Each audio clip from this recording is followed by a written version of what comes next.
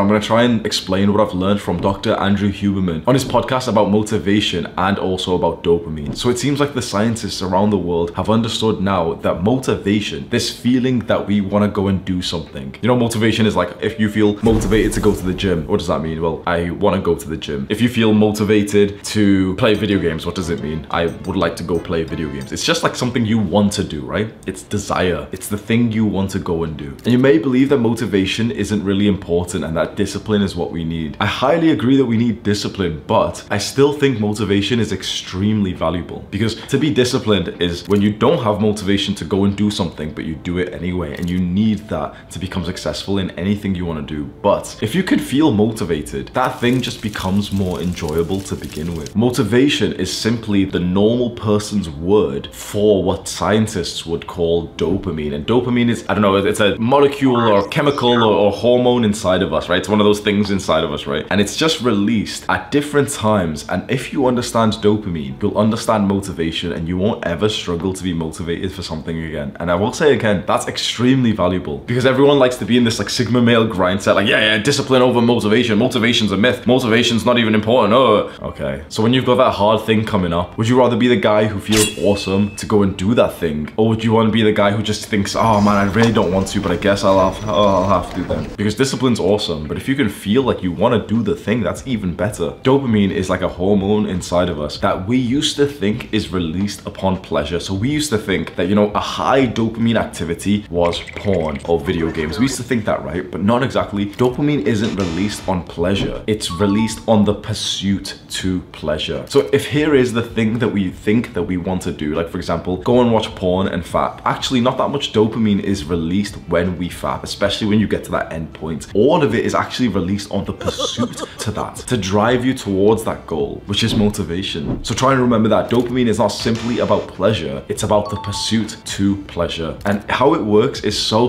interesting, because once you understand this thing I'm about to say, you'll change your habits through the day. How dopamine also seems to work is that when you've had a big rise in dopamine, that you've been pursuing something, whether it's, you know, a bad habit like video games or porn, or it's even something good, like for example, going to the gym and hitting like a personal best on the bench press. When dopamine goes up, it must come down, and it does not go back down to the baseline. It goes down below that. So what this means, which has been proven by scientists, is that there is a pain and pleasure, yin and yang kind of way that our body and mind operates. So in other words, the more pleasure that you experience, the more pain that you will experience. And also similarly, if you experience pain, you will experience more pleasure, more motivation.